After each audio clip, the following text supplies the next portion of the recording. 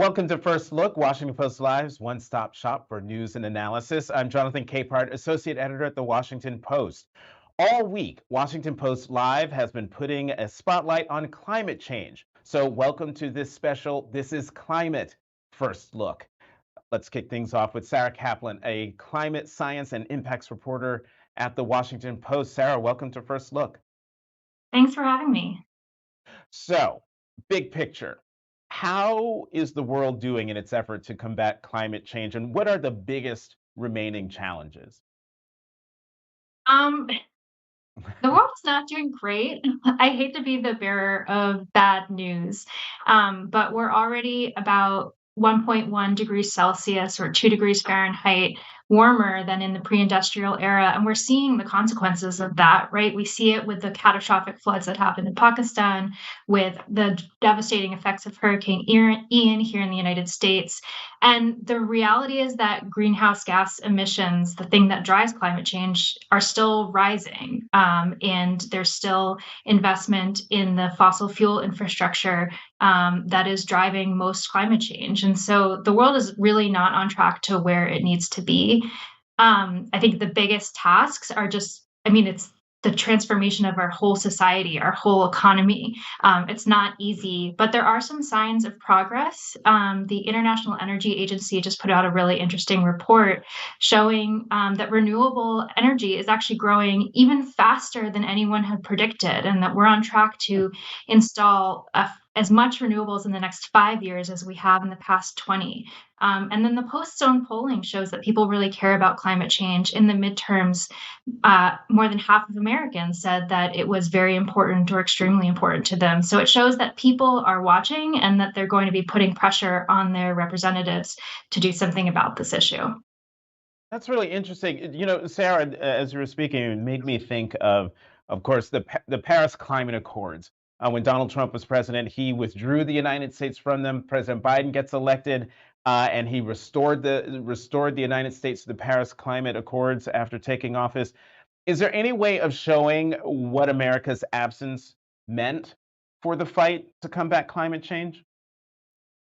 Yeah, I think it's a little bit difficult to quantify because the reality is that even when the U.S. didn't actually leave the Paris Agreement until the very end of Trump's term, or basically around the same time that President Biden was elected.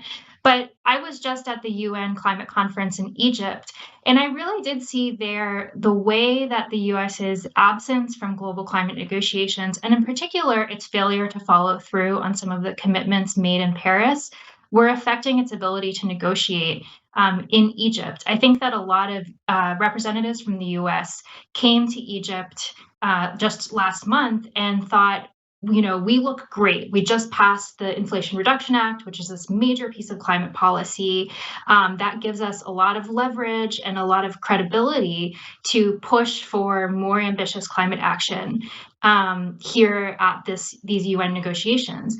But what I found from talking to negotiators especially from developing countries, is that the thing that matters to them is not so much the IRA, what the US is doing at home, it's whether the US has fulfilled its international obligations. And they're looking at, billions of dollars in funding that President Obama had promised to help especially vulnerable countries in the developing world to cope with climate change that was never delivered.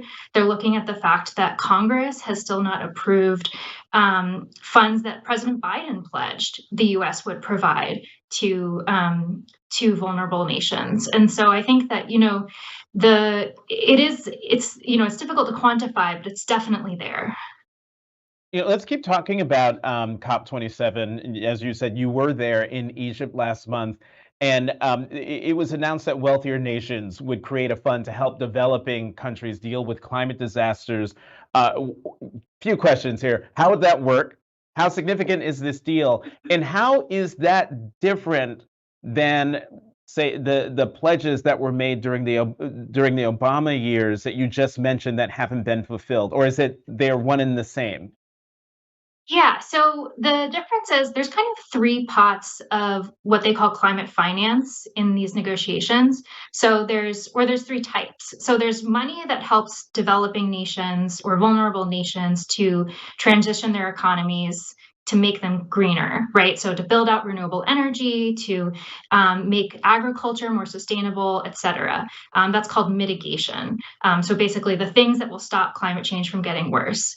Then there's adaptation, so things that will help countries that are already dealing with climate impacts like drought and floods and fires and hurricanes to become more resilient, and so that those impacts don't cause as much damage.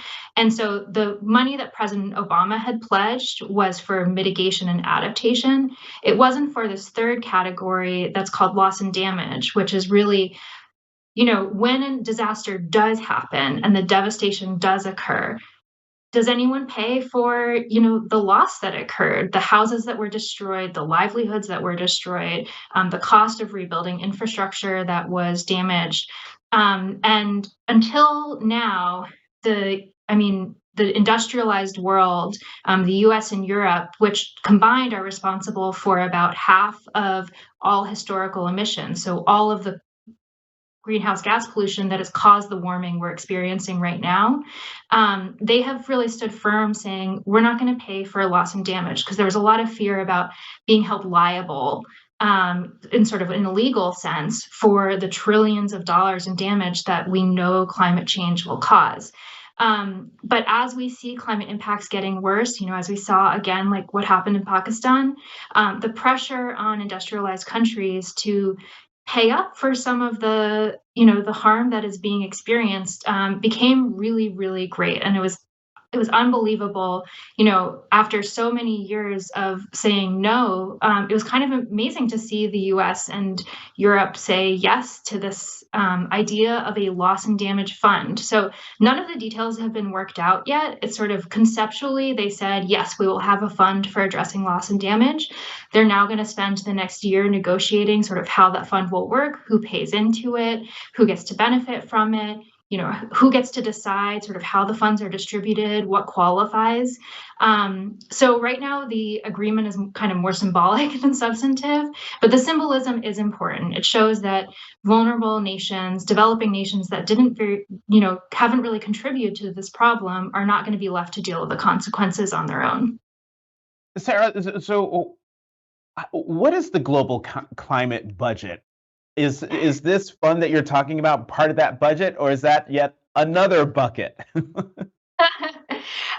The budget is more of an atmospheric budget. So it's Okay. basically how much carbon humanity can collectively afford to put into the atmosphere Oh, in that order kind to of stay budget. within our that kind of budget. Okay. Yeah.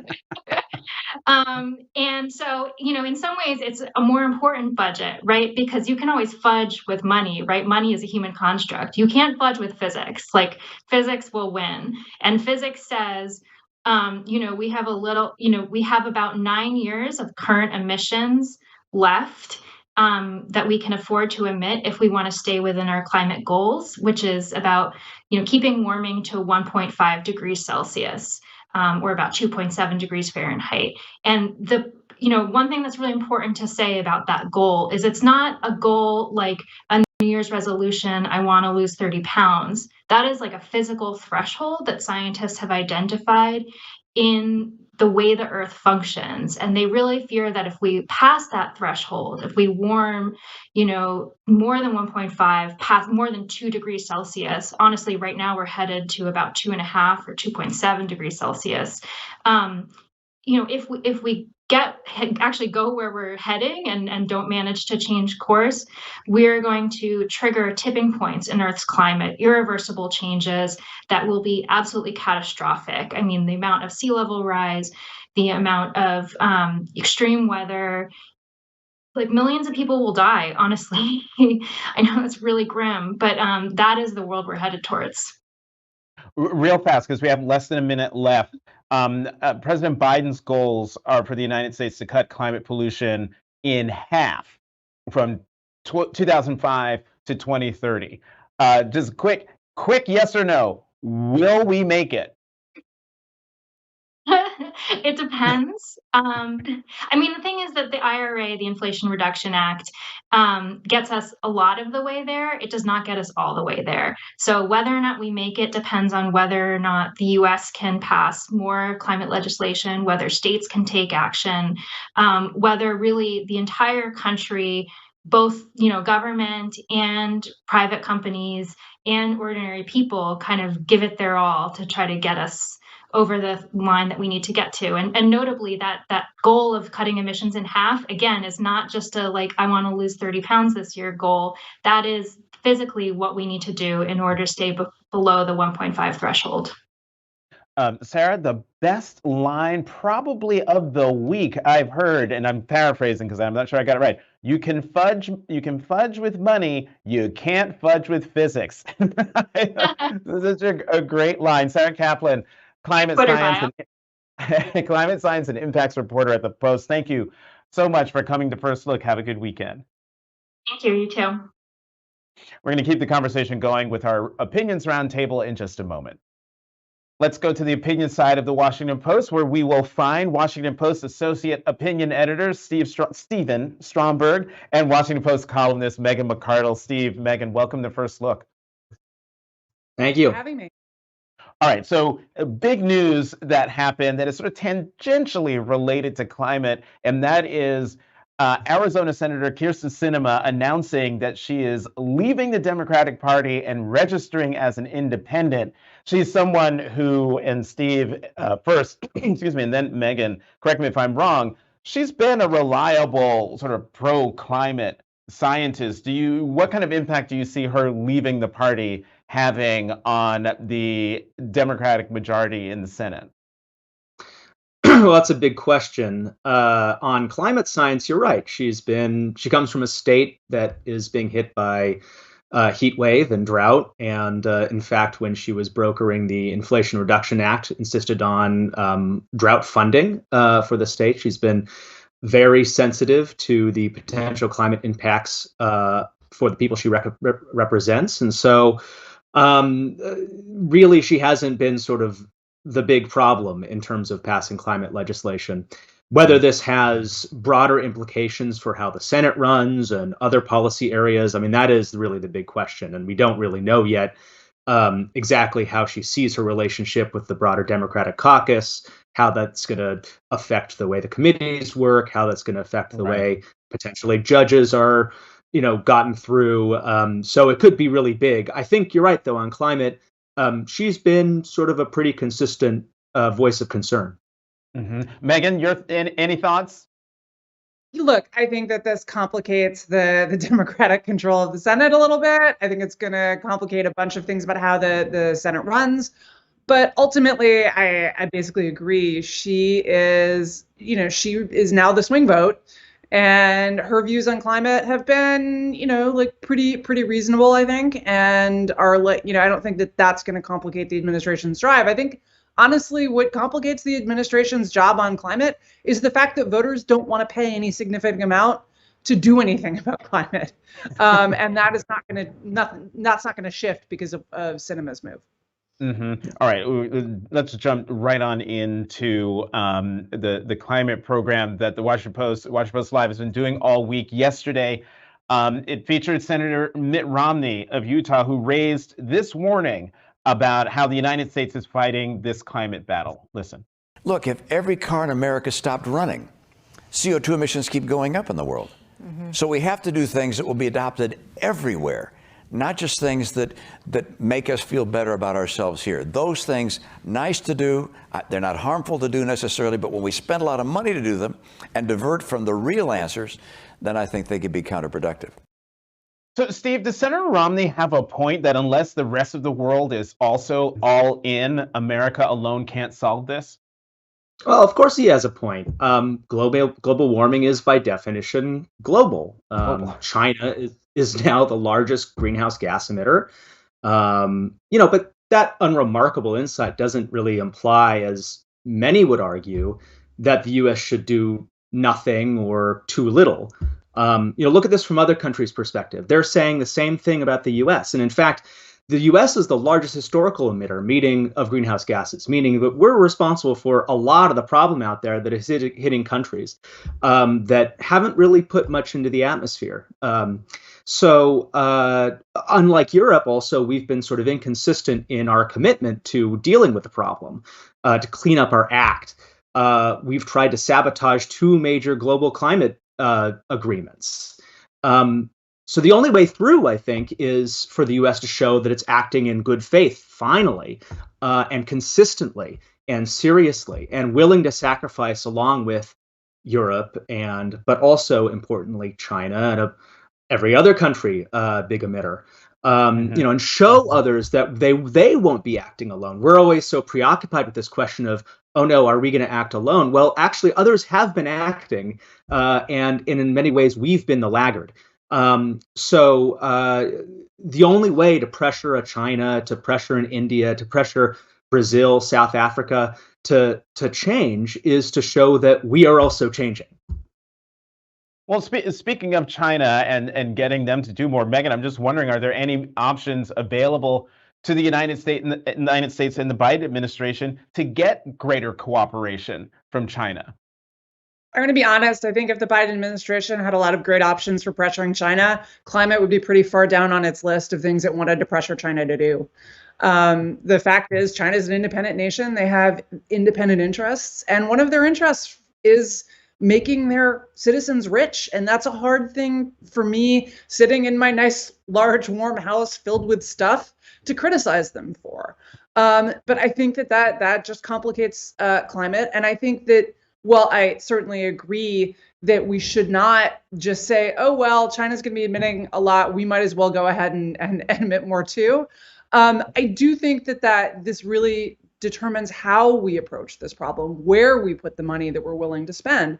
And I think that anything that is about subsidizing kind of domestic technology, I think there's maybe an argument for subsidizing kind of early stage technologies where you might be able to kind of push them over the edge in terms of becoming viable independently. But ultimately, if your policy is about, we're going to subsidize renewable power, we're going to subsidize these things at the consumer level, we're going to make it cheaper to buy renewable power by like intervening with the government, you're actually going in the wrong direction, because you're creating technologies that can't survive without subsidy. And the way that we're actually going to beat climate is to figure out technologies that allow us to live the rich lifestyle we have with lower carbon emissions, that are so good that even China and India and the developing world are all going to embrace these things voluntarily, because they're not just lower carbon, they're also cheaper and better. That's where we have to get, rather than this kind of austerity agenda that unfortunately the environmental movement in the West has been historically extremely committed to. I think it is terribly counterproductive, precisely because we don't have any way to make China do anything they don't want to do. And Steve, this gets to a larger issue, and that's, as Megan was getting at, the role of government. And I'm just wondering, how do you see the balance between what the federal government can do and what we should expect from the private sector in the cause of climate change, or doing something about climate change? I mean, ideally, the private sector, it has to, not even ideally, the private sector has to take a massive, predominant role. I mean, we're talking about transforming the economy, and carbon runs through the economy, everywhere you look, from and places you wouldn't think. All right, we all understand that starting up your gas-powered car, there's going to be emissions involved. But did you know that just to make cement, like that process is very greenhouse gas intensive? And we actually don't have great ways of fixing that right now. So I totally agree with Megan in the sense that you have to have a research agenda that will, funded by the government, that will figure out ways to get over really thorny problems like that, and also to make some of these technologies not only sort of viable, but scientifically, but economically viable. So how do we do low carbon cement? How do we do clean up other industrial sectors? How do we get agriculture? How do we preserve forest? How do we put the right incentives in place? Now, from my point of view, ideally, you'd also have a carbon tax along with that would encourage companies and consumers to think, hey, I'm going to invest in the greener option because over the long run it'll be cheaper for me. And we don't exactly have that. The IRA comes at it from a different way, and it could work pretty well. It's going to sort of change the way people can, the sorts of electricity they can buy by encouraging utilities to build out renewables. And so, it's another way to get at it. I think that it's a little bit more government intensive than would be ideal. So it's a second best approach, but it will definitely cost taxpayers a lot. But it could work. It could fill that gap. Megan, I'm dying to hear your reaction to what Steve said, but in particular, because I agree with Steve. Why shouldn't we have a carbon tax? I mean, wouldn't that be the proper role of government in this battle, is to put a price on carbon? Carbon tax would be great. I think we're all in a festival of agreement here. Look, I've been advocating for a carbon tax for at least 10 years, maybe 15. This is an efficient way to price the negative externality of carbon, which is just a way to say that look, right now it's free for industry to contribute to greenhouse gases. It shouldn't be free. It's costing other people things, and we should price that appropriately. And I can't agree more that there's, we often think that this is just about our cars and maybe heating our houses and our airplane trips. It's about so much more than that. Fertilizer is made with fossil fuels, plastic, which is really, very important and very hard to do without. Steel involved, all of those things, decarbonizing those things is going to be really hard. That said, I think attacking transportation and power where we do have alternative, solutions, I think that that's great. And I do think there's a role for government in terms of building out infrastructure and other things. But ultimately, I think our number one priority, our number one focus, whether it's with a carbon tax or anything else, has to be how are we creating the technologies that are going to make poor countries adopt these technologies voluntarily instead of polluting fossil fuels, because they are cheaper, because they are better, because they reduce particulate emissions, which are a huge problem for us as well as them, frankly, but bigger for them. That has to be the number one goal. It can't be about if we kind of jury-rigged our economy and had a bunch of, punishments for emitting carbon and then a bunch of, incentives for using lower carbon technologies. That's fine. I'm not against it exactly. But it isn't helping the broader problem, which is that if we leave that oil in the ground, someone else is going to pull it out and use it unless we offer them a better, more economically viable alternative.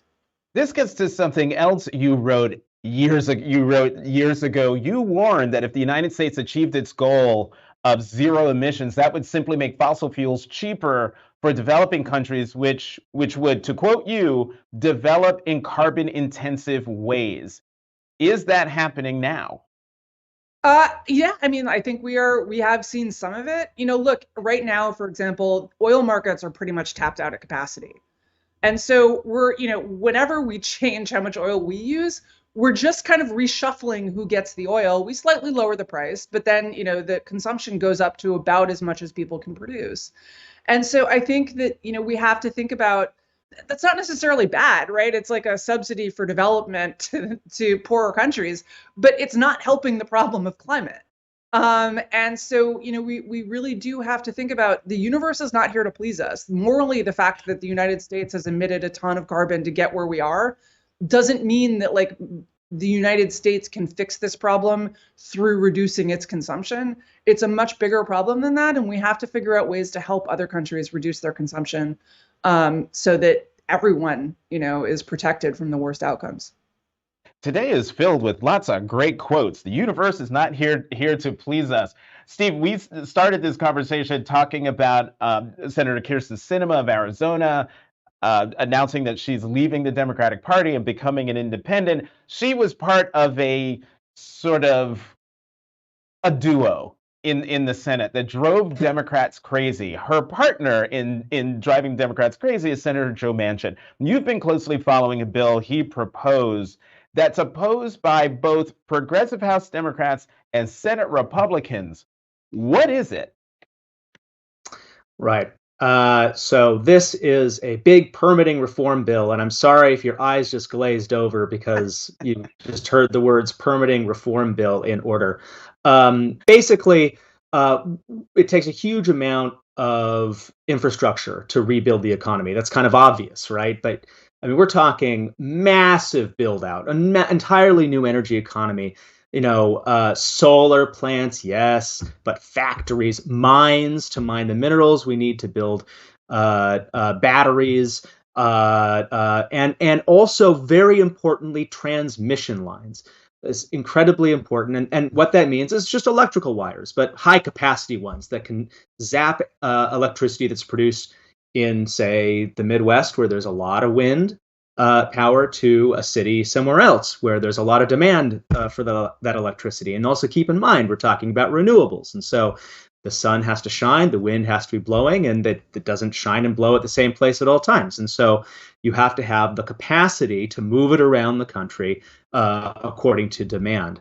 And this is completely anticipatable, but it's very hard to build anything in this country, in large part because of often overlapping federal and state permitting regulations. And it's very easy to stop this stuff. There's time and time again important big transmission line, electric wire projects have failed because they've just kind of gotten caught in years of permitting hell. So Manchin's bill would redress this. And it's gotten some opposition from the left because there's a sense among some in the environmental movement that actually these curbs are very important for stopping things like pipelines, like fossil fuel pipelines. And on the right, they say, well, it doesn't go far enough, and also they want to punish Manchin for helping pass the IRA earlier this year. So it's dead for the moment. We'll see what happens in the next Congress. I'm a little bit pessimistic that the MAGA House will be interested in passing something like this, but I cannot describe how important it is to get this done in order to honestly rebuild the energy economy. It's going to take this. Megan, in the, I think, 90 seconds that we have left, pick up on what Steve was talking about. And if you can, the MAGA House, as Steve put it, do they even care? Does this incoming Republican majority even care about climate change or doing anything about it? I think it's, this is not just a question about climate change. Permitting reform is just good, right? Our system of permitting infrastructure is wildly overregulated. It provides so many veto points that allow little groups to, sue and tie you up in court. That make it, there's so many like overlapping regulations at various levels that, I remember I talked to one guy who works on the problem of putting in chargers for electric vehicles, estimated that they need to start citing 5 sites in order to get 1 to 2 actually permitted because of all of these different problems. And that's a huge issue that Republicans should care about. I think the issue is, you ask, do they care about climate? I ask, do they care about anything that is legislation? Do they care about anything that is doing politics rather than complaining about Twitter's moderation policies? And I am not sure that the answer is yes. I think this has been a problem for the Republican Congress really since around 2010, where they just stopped being interested in getting things done and started being interested in grandstanding for their base, yelling about, the liberal media. And look, I share a lot of their critiques about Twitter's moderation policy. I have written so many columns about liberal bias in media and academia. I think these are real problems, but they are not real problems that Congress can solve. And Congress actually has a lot of issues it needs to deal with for its constituents. And Republicans are frankly AOL when it comes to dealing with most of them. Wow, it's Friday, but Reverend McCardle just took us to church there. About that. Steve Stromberg, Megan McCardle, we gotta go. Thanks for coming. Thanks for coming on this special This Is Climate First Look. Have a great weekend. Thanks, you too.